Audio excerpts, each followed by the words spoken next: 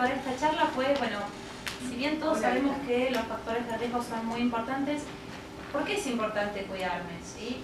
Y esto es lo que yo quiero hacer un apartado para empezar como introducción a esta charla, es porque los números impactan, ¿sí?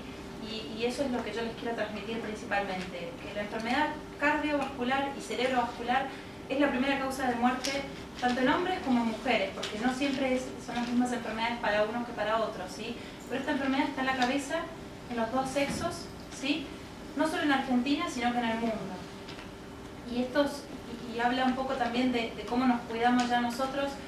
En general en Argentina, que tenemos pocos datos, la realidad es que no hay tantos datos crudos como en el resto del mundo, o en Europa y principalmente Estados Unidos y Canadá, pero de los pocos datos que tenemos en general no son favorables para nosotros. Creo que eso habla un poco de parte del conocimiento que nosotros tenemos sobre nuestra salud, sobre los factores de riesgo, y los tipos de hábitos y conductas que tomamos respecto a eso, ¿sí? 3 de cada 10 personas en Argentina tienen riesgo de tener un infarto coronario o una ACV, ¿sí? Y los números después van a ser un poco más crudos todavía. Entonces eso como dato importante. Y dentro de la enfermedad cardiovascular que les estaba nombrando, el 52% se lo lleva la enfermedad coronaria, ¿sí? Y seguido de eso el 17% la enfermedad cerebrovascular. Así que prácticamente casi el 70% de las enfermedades cardiovasculares y cerebrovasculares se reúnen en estas dos patologías puntuales. Después sí hay otras, la presión, que vamos a ver que también colabora la enfermedad coronaria y la enfermedad cerebrovascular, no es la única causa, pero los datos son impactantes en ese sentido, ¿sí? Y de los pocos que tenemos en Argentina, en el año 2012, tuvimos las principales causas de defunción de las personas de acá de nuestro país, ¿sí? Y a la cabeza sigue estando la enfermedad del corazón, la enfermedad cardiovascular, ¿sí? Que incluye principalmente el infarto del miocardio y la miocardiopatía dilatada y la miocardiopatía hipertrófica, digamos, como causas de patología coronaria. Esa es la principal causa que tenemos hoy, los datos más recientes de nuestro país, ¿sí? La enfermedad del corazón. Ojo que después siguen, bueno, los tumores, las neumonías por influenza, generalmente en el invierno, las neumonías en los pacientes más mayores o en los más pequeños, es una causa importante de defunción. Y como cuarto lugar, y esto no por eso menos importante, la enfermedad cerebrovascular, ¿sí? O sea que dentro de los 4 primeros puestos, 2 de ellas se los llevan a la enfermedad vascular arterial, ya sea del cerebro o del corazón. La diabetes en el 7º lugar también es importante, pero bueno, esto es importante para saber, de vuelta a lo que dijimos anteriormente, nos tenemos que preocupar un poquito más por nuestra salud porque la enfermedad más frecuente se está llevando muchas vidas y probablemente eso sea lo que nosotros, algo totalmente modificable. Ahora vamos a charlar un poco de los factores, pero muchos de ellos vamos a ver que se puede hacer algo. Y bueno, un poco sobre esto y para charlar principalmente sobre los factores, que es un poco mi charla, dentro de la enfermedad cardiovascular y cerebrovascular hay un grupo de, hay más, ¿no? Pero de 6 factores de riesgo que son fundamentales, ¿sí? Que son estos: la diabetes, la presión alta, el tabaquismo, el sedentarismo, es decir, hacer poco ejercicio, tener una vida tranquila, no hacer actividad física, el colesterol y el sobrepeso, ¿sí? Y un poco para aclarar por las dudas, para que todos hablemos un mismo idioma, ¿qué es un factor de riesgo? Son los que nombré anteriormente. ¿Qué es? Bueno, es toda condición que tiende a aumentar la posibilidad de tener una enfermedad, ¿sí? Hay distintos tipos de factores, algunos que se llaman no modificables y otros modificables. Un factor no modificable puede ser, por ejemplo, la edad. No puedo hacer nada para cambiar mi edad, ¿sí? El sexo, soy hombre, soy mujer, no puedo hacer nada distinto, ¿sí? Pero hay muchos factores modificables y son los que vamos a charlar ahora, que son estos que comenté: la presión, el colesterol, ¿sí? La diabetes. Obviamente la genética influye y está dentro de los no modificables. Yo no puedo hacer nada si mi padre, mi madre y mi hermano es diabético, o sea que probablemente el riesgo de tener diabetes en mí va a ser mucho mayor, ¿sí? Pero podemos tratar de inclinar la balanza hacia el lado de modificables para tener un equilibrio y tener una mejor salud. Dentro de los factores de riesgo cardiovasculares, entonces tenemos la hipertensión arterial, el sedentarismo, el tabaquismo, la hiperglucemia, ¿sí? Que en la etapa crónica deriva o en valores más aumentados a diabetes, ¿sí? El colesterol elevado y el sobrepeso. Y un poco, cada factor de riesgo aumenta el otro, ¿sí? Por ejemplo, el tabaquismo influye en la presión arterial. Se sabe que cada cigarrillo aumenta más o menos unos 10 milímetros de mercurio la presión arterial. Entonces, estos son valores importantísimos a tener en cuenta, ¿sí? Y obviamente todos estos factores llevan a un mayor sobrepeso, y el sobrepeso a su vez aumenta el riesgo de hipertensión, ¿sí? de tabaquismo no, de hiperglucemia, de colesterol. Entonces todo es un círculo que si tenemos que tratar de controlarlo para disminuir el resto. Y ahora sí, ¿qué es la hipertensión arterial? Esto tal vez parece algo obvio, pero es importante hablar todos un mismo idioma, ¿sí? Es el valor elevado continuo de la presión a nivel de los vasos sanguíneos. Y lo que hay que entender es que no es una enfermedad aislada, es una enfermedad crónica, ¿sí? En general un paciente es hipertenso, en casos, digamos, hay excepciones obviamente, pero en general un paciente va a ser hipertenso de acá en adelante, ¿sí? Va a tener ese factor de riesgo que hay que tratar de controlar estrictamente, pero es un factor de riesgo importante y es crónico, ¿sí? Y dentro de las causas de hipertensión, el 95% de las causas de los casos no tiene una causa orgánica, es decir, no tiene una enfermedad puntual que le lleve a la presión alta, ¿sí? Pero sí lo que hace, digamos, la combinación de factores es el responsable de esa presión. Y eso es importante porque vamos a ver que es la más frecuente, la causa más frecuente, ¿sí?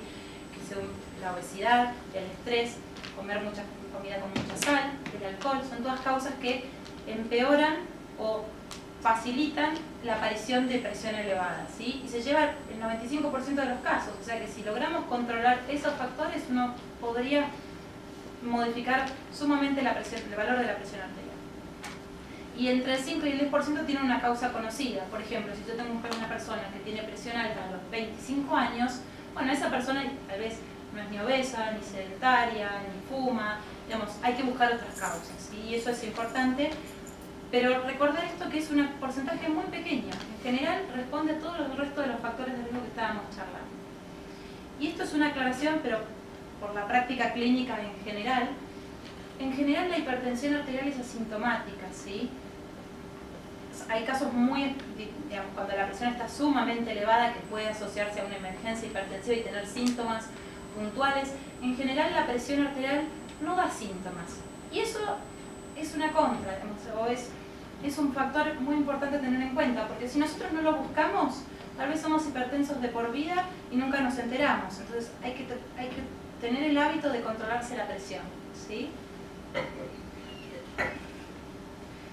Y bueno, un poquito charlando, quería darles, yo como les decía, que los números a veces son importantes para tener el impacto de la enfermedad. ¿Por qué nos importa controlar la presión? ¿Sí? Porque sabemos que es el principal factor de riesgo de muerte por infarto de miocardio, por infarto del corazón y por infarto cerebral, ¿sí? Principal factor. Porque 7,5 millones de personas se mueren al año por la hipertensión arterial, porque el 40% de los pacientes que tienen hipertensión no saben que la tienen, ¿sí? Y esto es lo que les decía, si uno no la busca no la va a encontrar, ¿sí?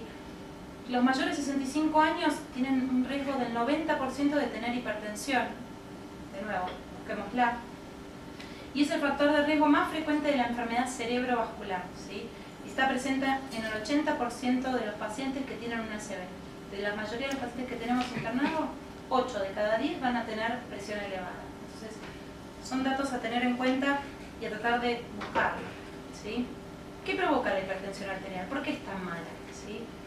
Primero, el valor este es el porcentaje de cuánto lo aumenta. Aumenta por 7 el engrosamiento del músculo cardíaco. Si yo tengo un músculo cardíaco más duro, ¿sí? Que tiene que trabajar más, ¿sí? Tengo un músculo cardíaco en una etapa más tardía, más débil, ¿sí?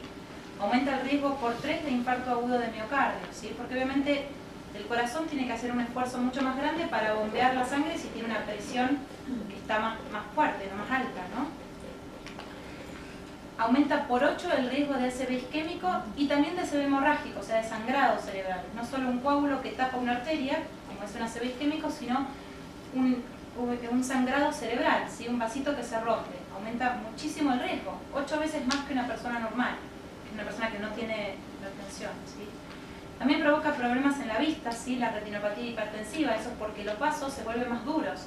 Y esto aumenta el riesgo también de la arteriosclerosis, que es lo que la famosa frase. Lo que significa eso es que la presión, los vasos están trabajando con un circuito que la presión está muy elevada todo el tiempo, eso hace que los vasos se vuelvan duros, ¿sí? Más rígidos. Entonces, de tener una capita finita, los vasos tienen que hacer mucho más fuerza para conducir esa sangre, ¿sí?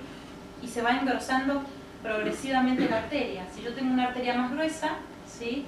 Tengo una arteria más dura, la sangre al final y los vasitos más chiquititos al final se tapan, ¿sí? Y ese proceso que se genera en los vasos son los que después van a llevar al infarto de corazón, ¿sí? A infarto cerebral. ¿Qué es hemorrágico? Sangrado. Con sangre. Un vasito que se rompe, puede ser un aneurisma, de hecho la presión elevada aumenta el riesgo de un vasito que se rompa y de sangre. ¿Sí? Y aumenta el riesgo, así como esto provoca a nivel de los vasos en el resto del cuerpo, también pasa lo mismo en el riñón, y esto es muy importante, aumenta el riesgo por 6 de insuficiencia renal. ¿Y qué es insuficiencia renal? Que el riñón no pueda eliminar todos los tóxicos que normalmente tenemos en el cuerpo, digamos, ¿sí? Es la forma de eliminación de muchas sustancias. Entonces, al fallar ese riñón no puede eliminar todos los tóxicos y eso se acumula, ¿sí? Los pacientes en un estadio terminal van a diálisis. Entonces, la hipertensión no es gratuita, genera muchísimos daños a nivel de todo el organismo, ¿sí? Muchos de ellos es a expensas de lo que provocan en los vasos arteriales, en las arterias. Entonces, para tener en cuenta, ¿qué valor de presión yo tengo que tener hoy en día? ¿Sí? Si yo no tengo factores de riesgo importantes, es decir, si no tengo insuficiencia renal y no soy diabética, mi presión ideal es menos de 140 de presión arterial sistólica, que es la primera que aparece, y menos de 90 de diastólica, que es la segunda, ¿sí? Ese es el objetivo. Ahora bien, hay trabajos, y esto, como para que lo sepan, cuanto menor presión, en general, mejor. A ver, no una presión que nos genere mareos, que nos genere síntomas, pero la presión más bajita es la que mejor se quiere. De hecho, en general hay trabajos nuevos que, por ejemplo, en el infarto cerebral, en las etapas más después de haber tenido un infarto cerebral, cuanto más baja es la presión, mejor.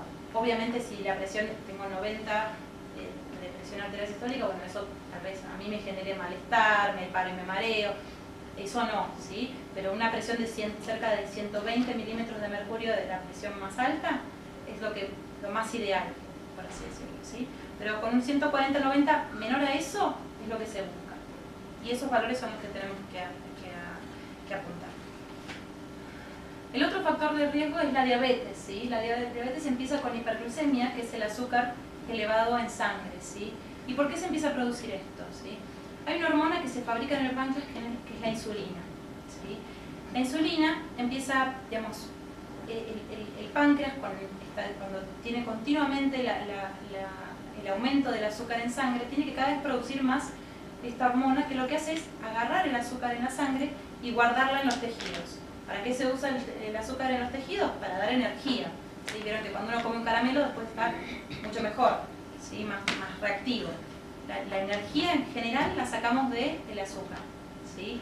Entonces lo que hace esta hormona, que es la insulina, es agarrar el azúcar y lo guarda en los tejidos. Lo que pasa en los pacientes que tienen continuamente niveles elevados de azúcar en sangre, obviamente el páncreas, por así decirlo, se empieza a cansar, ¿sí? De agarrar ese azúcar y guardarlo cuando se satura, por así decirlo, ¿no? Porque hay muchísima cantidad de azúcar excedida que tiene que guardar, ¿sí? Eso en una etapa más crónica, eso se agota la insulina, y es cuando los niveles de azúcar ya no se pueden guardar en el cuerpo y empieza a haber el azúcar alto en sangre, ¿sí? ¿Se entendió más o menos esto? ¿El pancreatitis es algo de... La pancreatitis es otra cosa, es una inflamación y ahí responde a otras causas. Digamos, hay causas puntuales, pero no tendría que ver en principio con esto. Entonces, principalmente una persona con diabetes no puede captar esa glucosa, absorberla y meterla en los tejidos para transformarla en energía. Entonces queda circulando en la sangre y cuando después vamos a ver qué es lo que provoca ese azúcar en sangre, daña puntualmente las arterias del cuerpo, ¿sí? Los principales síntomas de la diabetes, hay varios, ¿sí? En general puede haber pérdida de peso en principio, puede haber sed, porque tanta azúcar genera sed, ¿sí? Al perder peso también tienen menor saciedad y tienen más hambre, ¿sí? Puede generar un aliento como, se llama cetónico, claro, pero es como, ¿cómo decirlo? Como cítrico, es un aliento fuerte, ¿sí? puede generar alteraciones intestinales, náuseas, vómitos, puede dar muchas ganas de orinar muchas veces, ¿sí? El paciente que orina mucho hay que ver que no esté eliminando mucho azúcar por sangre, por orina, digamos. Entonces esos son algunos de los principales síntomas, pero los más importantes, y eso es en una etapa más crónica, ¿sí? Cuando el azúcar se acumula en sangre continuamente por un tiempo prolongado, ¿sí? Entonces genera unos ciertos efectos que son realmente nocivos para la salud y son las complicaciones principales y más graves que tiene, y los problemas más graves que tiene el paciente diabético, ¿sí?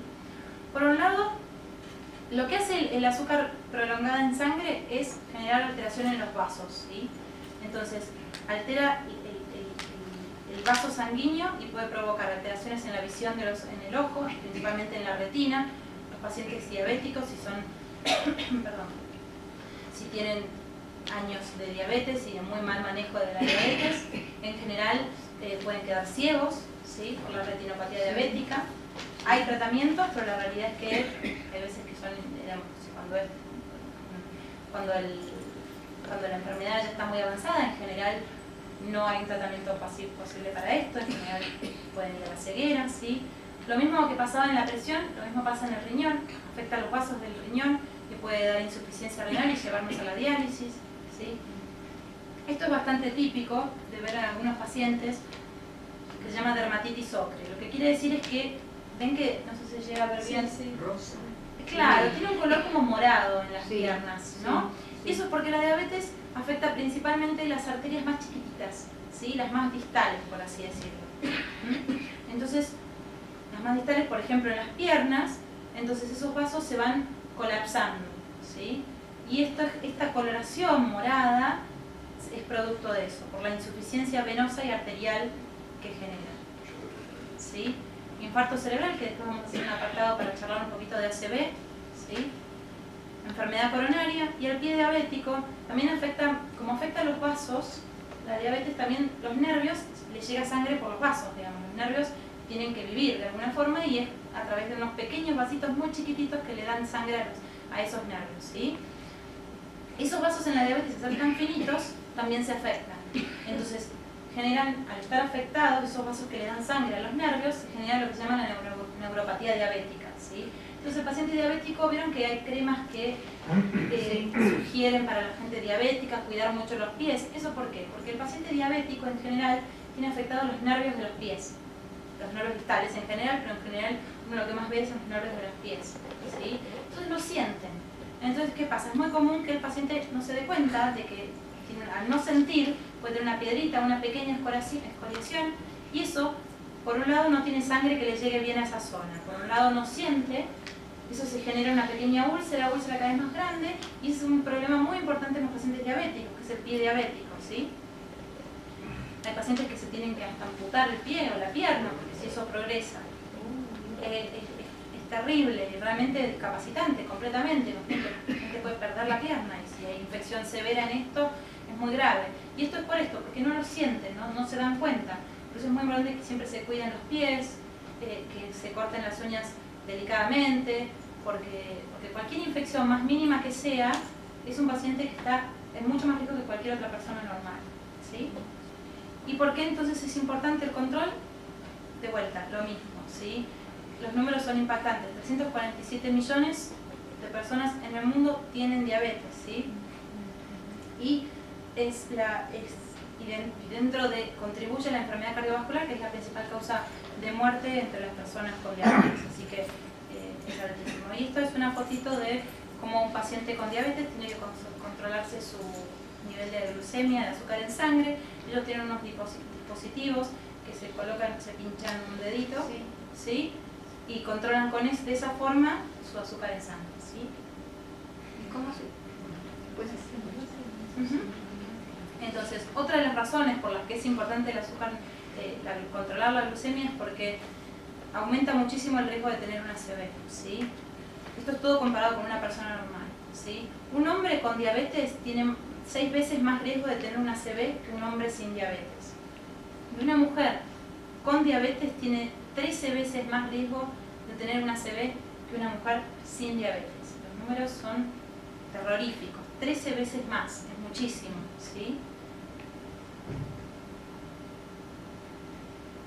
Y una aclaración además que yo quiero hacer, a veces los pacientes con diabetes, así como tienen afectados estos nervios que yo les digo que no sienten bien las piernas, por ejemplo, los nervios se afectan en todo el cuerpo, ¿sí? Entonces, tal vez no tienen dolor, por ejemplo, el dolor de pecho en los pacientes diabéticos a veces puede pasar mucho más desapercibido que cualquier otro paciente normal, por ejemplo, por un infarto de miocardio, un infarto del corazón, ¿sí? ¿Pero por qué? Porque esos nervios están deteriorados por esta lesión de las arterias que van a ir a dar sangre a los nervios, ¿sí? Entonces eso es importante tener en cuenta. A veces un paciente diabético está 100% más expuesto que cualquier otro que no lo tiene, ¿sí? Entonces, ¿qué valor de glucemia debo tener? ¿Sí? En general lo normal es menor a 100. Antes, con anterioridad se usaba un valor de 110 miligramos por decilitro. Ahora los valores son un poquito más estrictos y se usan menor a 100, ¿sí? Hay un estadio que es la prediabetes, ¿sí? Se llama glucemia alterada en ayunas, que es un valor entre 100 y 125. No quiere decir que estoy diabético, pero quiere decir que tengo que tener un poco más de cuidado porque si esto progresa, probablemente lo sea, ¿sí? Y diabetes se define, esto es un criterio muy clínico, ¿no? Pero es así. La glucemia en ayunas, 2 glucemias en ayunas de más de 126, o sea, yo me voy, hago un análisis de sangre con 8 horas de ayuno, voy, me saco sangre, tengo un día 126 y al otro día, unos días después, tengo de vuelta 126.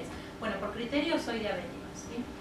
O uno solo sin ayuno de más de 200, ¿sí? Los valores son los que me marcan si tengo o no diabetes. Y acá les aclaré esto porque me parece importante el valor que tiene en el azúcar en la sangre la pérdida de peso, ¿sí? Una pérdida mínima de 4 kilos en general mejora los valores de glucemia y reduce el riesgo de tener diabetes. Entonces es muy importante el descenso de peso y la concientización en estos casos. Bueno, ahora llegamos a lo más interesante. Primero nos asustaste a muerte a todos y ahora vamos a ver cómo con facilidad. A eso va al final y al final. No, pero dale un poco de ánimo. No, les prometo que hay esperanza. Entonces, esto también me parece válido aclararlo. Hay algo que se llama diámetro de mi cintura, que no sé si es tan conocido. Uno dice, bueno, tengo pancita, pero nadie le da mucha importancia a eso, ¿no? Eso es verdad, o por lo menos a mí me llama la atención, ¿sí? ¿De qué habla el diámetro de mi cintura? ¿Alguien sabe? 70. No, 28 la mujer. Pero no, ¿qué me quiere decir? ¿Me marca algo? ¿Conocen alguna enfermedad que tenga que ver? Habla de sobrepeso, de obesidad, ¿sí? Y de obesidad y sobrepeso también me lleva a mayor riesgo de tener colesterol alto, depresión, ¿sí? Entonces, también habla del riesgo de lo que se llama un síndrome metabólico, ¿sí? Síndrome metabólico, ahora lo vamos a ver bien la definición, pero quise aclararlo bien, principalmente porque es un casi, dijeron 70, uno dijo 80, ¿no? Bien, 80, muy bien. La mujer 80, antes era un poquito más, ahora cada vez estamos siendo un poquito más estrictos en estos valores. El síndrome metabólico es un... Síndrome significa conjunto de signos y síntomas, digamos. Quiere decir que tiene unos criterios puntuales para decir tiene síndrome metabólico. Y ahora les vamos a explicar bien por qué es importante el síndrome metabólico, ¿sí? Para decir que una persona tiene síndrome metabólico tiene que tener 3 factores de los que les voy a nombrar, ¿sí? Obesidad abdominal, que dijimos que se mide por el perímetro de cintura, 94 en el hombre y 80 en la mujer, ¿sí? El aumento del colesterol, y dentro del colesterol tiene 2 colesteroles que le importan. Por un lado los triglicéridos, ¿sí? que es un subtipo de colesterol que tiene un valor puntual, por esto si quieren lo anotan, pero lo importante es apuntar al colesterol, ¿sí? Los triglicéridos de 150 o más, ¿sí? O sea, el colesterol elevado, ¿sí? Y el colesterol bueno, que es el HDL, bajo. O sea, que tengo un colesterol malo alto y un colesterol bueno bajo, ¿sí? Que es variable en el hombre y en la mujer. En la mujer es un poquito más, menor a 50 ya es anormal y menor a 40 en el hombre, ¿sí? El malo, doctora, ¿cuál es? El HDL es el bueno, ¿el otro? LDL. Ah, LDL. Sí, los triglicéridos altos también son malos. Pero como concepto el HDL es el colesterol bueno. La hipertensión arterial, y ven que los criterios acá son un poco más estrictos, ponen de presión arterial 130-85, ¿sí? Y el azúcar alta en sangre ¿Se acuerdan que habíamos dicho que lo normal era menor a 100, ¿sí? De 100 a 125 ya estaba alterado, o sea que lo ponen como una glucemia alterada en ayunas, ya es anormal. Básicamente es un poco charlar de los mismos factores, solamente que lo agrupan en un síndrome. Agrupan la presión, agrupan el colesterol, agrupan la obesidad, ¿sí? ¿Y por qué es importante de vuelta? Porque es una enfermedad, como dijimos, prevenible y tratable, ¿sí? Porque a medida que cuanto más viejos nos ponemos, más riesgo tenemos de tener síndrome metabólico, ¿sí? Porque es muy frecuente, 1 de cada 4 personas en el mundo, ¿sí? Y los valores cada vez van en picada, subiendo muchísimo, ¿sí? 3.2 millones de muertes al año en el mundo, ¿sí? Y es una epidemia global, y yo cuando estaba armando esta charla, pero es una epidemia global y es fácil la respuesta, porque comemos mal, porque cada vez se trabaja más tiempo, entonces uno tiene el horario de almuerzo, en general antes solía ser 1 hora, 1 hora y media, ahora es 30 minutos, o 15, digamos, o uno quiere terminar todo para comer cualquier cosa, ¿sí? El ejercicio cada vez nos cuesta más porque salimos tarde del trabajo, entonces son muchísimos factores, porque la comida rápida o porque el nivel económico a veces no alcanza, entonces, ¿qué es lo más barato? Comprar 1 kilo de polenta, que comprar verduras, digamos, esa es una realidad que tenemos nosotros, entonces son muchas cosas que influyen y que nos ayudan, lamentablemente, a tener un síndrome, digamos, a llegar al síndrome metabólico. Entonces, es una epidemia global, no solo en Argentina, en el resto del mundo. Estados Unidos tiene un problema abismal también con la obesidad. Pero de nuevo, por todos estos factores, ¿sí? la mala calidad de vida que tenemos, el trabajo, el poco ejercicio que hacemos, ¿sí? Los controles de salud, que a veces no los hacemos tan frecuentemente. Esto es un poquito del sobrepeso, ¿sí? De vuelta, el riesgo de tener un infarto coronario, una ACV o la diabetes es proporcional al peso que tenemos, ¿sí? Y estos valores son 34% de las personas en Argentina tienen sobrepeso, muchísimo. Decía más. ¿Y qué puedo hacer para evitar el síndrome metabólico? Ejercicio, ¿sí? Eso es lo más importante. Después les voy a decir cuánto tiempo de ejercicio y cuántos días, ¿sí? 30 al 50% de los riesgos se reducen por ejercicio, ¿sí? La dieta sana y equilibrada y los controles de salud. Y ahora sí, esta es mi parte.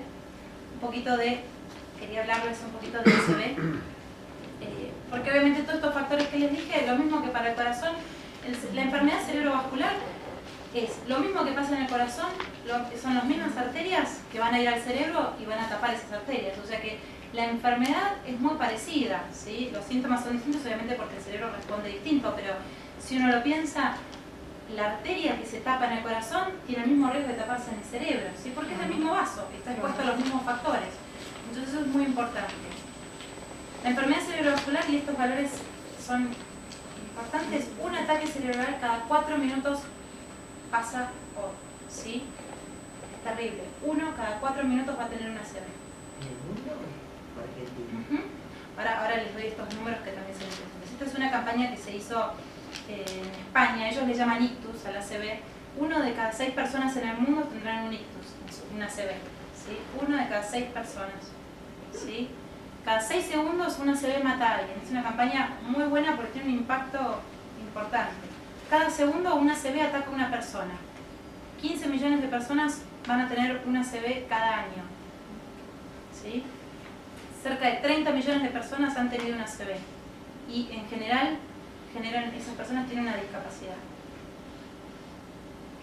Entonces, de vuelta, ¿qué es una ACV? Básicamente lo que produce el accidente cerebrovascular. Hay 2 tipos. Está el ACV isquémico y el sangrado, el hemorrágico, ¿sí? El isquémico es un coágulo que viaja desde alguna parte del cuerpo o se tapa una arteria, ¿sí? Por una lesión local, digamos, se tapa la arteria y a esa zona no le llega sangre, ¿sí? Al no llegarle sangre, ese tejido se puede morir, ¿sí? Porque no le llega sangre y el cerebro es uno de los pocos órganos, como el corazón, que no tiene capacidad de generar una nueva neurona, ¿sí? O sea que lo que quedó. Uno después ve que en general mejora, pero eso es porque las neuronas que están alrededor suplen esa actividad. Pero la realidad es que lo que se tapó, se infartó, esa neurona no existe más, no se puede generar nuevas, ¿sí? Y el ACV hemorrágico es el sangrado, se rompe un vasito por alguna predisposición, por un aneurisma, por lo que sea, y ¿Eso causa sangra. la muerte? Las dos pueden causar la muerte, ¿sí? de hecho, y las dos provocan lesiones a nivel de la neurona, ¿sí? ¿Qué síntomas? Y esto me parece fundamental porque lo vemos todos los días, la gente no sabe los síntomas que puede tener una ACV. Y el retraso en la consulta es abismal. La pérdida de sensibilidad, sentir dormido un brazo, una pierna, la mitad de la cara, ¿sí? O hormigueos en alguna parte del cuerpo. Generalmente es más de un lado, pero digamos, es importante los hormigueos. La pérdida de fuerza, como les dije. La visión doble es otro síntoma, que las cosas giren, que es lo que se llama vértigo, ¿sí? La dificultad para hablar, que no le salgan las palabras, que no pueda comenzar a expresar lo que quiere decir, o que no entienda lo que se está diciendo, eso también es un síntoma de ACV, ¿sí? Y esto es importante, el dolor de cabeza también, ¿sí? Uno lo puede asociar más con un sangrado, pero el dolor de cabeza es un síntoma de un accidente cerebrovascular, y la gente en general no lo asocia. ¿Y por qué es importante esto? Porque ni bien pasa, tienen que consultar. Y eso es lo más importante. No, espero, bueno, mañana se me va a pasar, me acuesto a ver qué pasa. No, siento esto y vengo. ¿Pero por qué vengo? Porque hay un tratamiento específico en un tiempo específico. Eso habla el doctor Amerizo. Sí, igual ya lo hablamos. Y esto sí quiero hacer un apartado y ya vamos terminando, no queda tanto, prometo. ¿Qué es el accidente isquémico transitorio? Y esto lo digo porque después el doctor Amerizo va a dar toda la charla, pero esto no está en la charla, entonces acordamos por las dudas aclararlo puntualmente, ¿sí? El accidente isquémico transitorio, esta palabra no se conoce y tendría que conocerla todo el mundo, es el AIT o TIA, ¿sí? Es lo mismo que una ACV, es decir, una arteria que se tapa, ¿sí? Al taparse la arteria da síntomas neurológicos, los mismos que una ACV que nombramos recién, pero después ese coágulo, por suerte, entre comillas, se disuelve y los síntomas desaparecen, ¿sí? A los fines prácticos, para nosotros es lo mismo como si hubiese tenido una ACV. Digamos, la diferencia es que no generó lesión, pero el riesgo de tener una ACV es altísimo. Entonces, es muy común que dice, bueno, se me pasó, no consulto. Entonces, si se pasa el síntoma, mejor, tal vez no generó una lesión, pero es una parte de alarma altísima, ¿sí? Porque el riesgo de tener una ACV es muy alto en las próximas 3 meses, pero en las primeras 48 horas es altísimo. El riesgo de tener una IT, 15% de los que tuvieron un accidente isquémico transitorio, que es esto que el síntoma neurológico vino y se fue, Sí. tendrán una ACV en 3 meses, ¿sí? Wow. Y dentro de esos pacientes, el 50% se dan en las primeras 48 horas. Por eso en general hay que consultar, ¿sí? Y dentro, ya viéndolo del otro lado, de los pacientes que tenemos nosotros internados, tuvieron una ACV, hasta el 40% tienen antecedentes de haber tenido un síntoma transitorio previo. O sea que algo que podía haberse prevenido, ¿sí? ¿Qué hacen ante síntomas? 2 cosas, urgente la guardia, ¿sí? Y esto que va a hablar el doctor Amerizo, tenemos 4 horas y media para darle un tratamiento específico. Existe un tratamiento específico donde los pacientes se pueden recuperar completamente, entonces... Completamente. Se pueden recuperar completamente, sí. Hay casos que sí, hay casos que no, pero existe la posibilidad. Entonces, démonos esa posibilidad nosotros. Y esto, queríamos charlar un poquito sobre esto para que sepan. Nuestro objetivo era aumentar, estamos haciendo una campaña, un estudio en realidad epidemiológico sobre qué sabe la gente de ACV acá en Argentina. La realidad es que no hay muchos estudios de conocimiento de ACV acá en nuestro país, no tenemos muchos datos. Entonces nosotros acá en Fleni estamos haciendo un trabajo, el equipo de neurología vascular, junto con la empresa IBES, distribuidora de agua en domicilio, estamos haciendo un trabajo sobre ACV. ¿Qué sabe la gente de ACV? ¿Sí? La campaña empezó ya a principios de septiembre, ¿sí? El Sodero es el único, prácticamente de las pocas personas que todavía tiene contacto con la gente en general, digamos. Muchos nos contaba la gente que a veces entran a las casas, dejan las sodas, se vuelven, digamos, tienen un contacto muy estrecho. Entonces, nosotros se nos ocurrió, y con la gente de IBES, muy amables ellos, nos ayudaron a llevar esto a cabo, ¿sí? Entregamos el bidón de IBES, que cada persona lo contrataba, iba con un collarín que publicitaba nuestra encuesta, ¿sí? Y esta encuesta se entregaba el sifón y a la semana se entregaba una encuesta, ¿sí? Se entregaba esa encuesta y se le daba una semana más a la persona para que la devuelva completa, ¿sí? Esta es la encuesta, ¿sí? Es un tríptico y se hacían algunas pequeñas preguntas. Unos datos, obviamente la encuesta es anónima, ¿sí? 18 preguntas de saber qué sabía, cuáles eran los posibles síntomas, qué haría usted ante los síntomas, bueno, si se controlaban, si hacían actividad física o no, qué pasaba si los síntomas desaparecían, si consultaría o no. Hasta ahora, bueno, la idea es que ya llegaron más o menos 8.000 encuestas, estamos esperando bastantes más del resto del interior del país, así que si Dios quiere y está todo bien, tal vez tengamos una encuesta prácticamente una de las más grandes del mundo, así que esperemos que lleguemos a esa cantidad de encuestas. Pero lo que estamos viendo es que todavía no llegamos a procesar todos los datos, todavía están volviendo, pero la gente no sabe mucho, sabe un poco identificar los síntomas, sí sabe, pero no sabe que existe un tratamiento y no consulta rápido, ¿sí? Entonces, a eso nos tenemos que abocar en un futuro y esa campaña es importante por eso, ¿sí? Y ahora sí, lo último, ¿qué me importa ahora para que se lleven a casa? Pobre, no es asustarlos, sino cosas importantes. De esto, evitar el exceso de sal, no comer con mucha sal, ¿sí? Disfrutemos el gusto de la comida, evitar el exceso de azúcar, ¿sí? Comer variado, ¿sí? Por lo menos 5 raciones de frutas y verduras al día, parece muchísimo, pero bueno, lo tenemos que hacer, ¿sí? Esto es muy básico, pero esto sí es lo importante, ¿sí? Mensual me parece un poco exagerado de carne mensual, carnes rojas en general, las carnes blancas están un poco más habilitadas, pero diario como concepto, verduras, legumbres y frutas, ¿sí? Y actividad física diaria, eso es lo más importante. Y esto es un resumen de la dieta mediterránea, que es una de las dietas que se postula para el síndrome metabólico, para el descenso de peso, que acá dice cuánto tienen que comer. En general, por ejemplo, todo lo que sean nueces, almendras, no más de 3 veces a la semana, ¿sí? Frutas frescas, más de 3 o más veces al día, por ejemplo, vegetales 2 o más veces al día, pescado 3 o más veces a la semana, legumbres 3 o más veces a la semana, carnes blancas es un poco más limitado, pero carnes rojas lo pone como evitarlas, lo mismo que las gaseosas, evitar las gaseosas, ¿sí? Las grasas saturadas, las carnes procesadas, las hamburguesas y demás, eso lo pone como tratar de evitarlo. Entonces una alimentación saludable en este sentido. Y ahora sí, esto es lo difícil, ejercicio. 30 minutos de actividad física diaria, todos los días, ¿sí? Y tener algunas cosas que uno que tal vez son más accesibles, ¿sí? Puedo salir, si puedo en vez de agarrar el auto ir caminando, si puedo usar el transporte público para después tener que caminar, usar la bicicleta, en vez de ir por el ascensor, voy por la escalera, ¿sí? Y tomar el ejercicio como algo recreativo. Como una medicina. Como una medicina, como un aire, digamos, un despejo, ¿sí? Y ejercicio semanal, ¿sí? O sea, diario 30 minutos. Y dentro del ejercicio semanal postulan 150 minutos, esto es a la semana, de ejercicio aeróbico moderado. Aeróbico moderado es caminar rápido, por ejemplo, 150 minutos a la semana, ¿sí?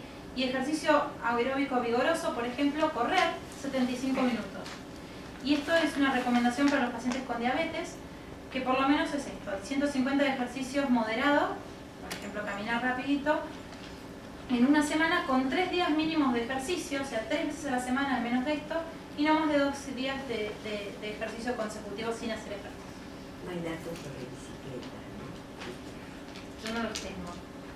La verdad que, pero bueno, uno lo puede considerar como un ejercicio aeróbico moderado, digamos, si adquiere un ritmo importante. Y obviamente el abandono del tabaco, importante, aumenta el riesgo por 4 de tener un ACV, fumar aumenta la presión, ¿sí? Aumenta el riesgo también de síndrome metabólico, aumenta el riesgo de un ACV, con lo cual evitémoslo.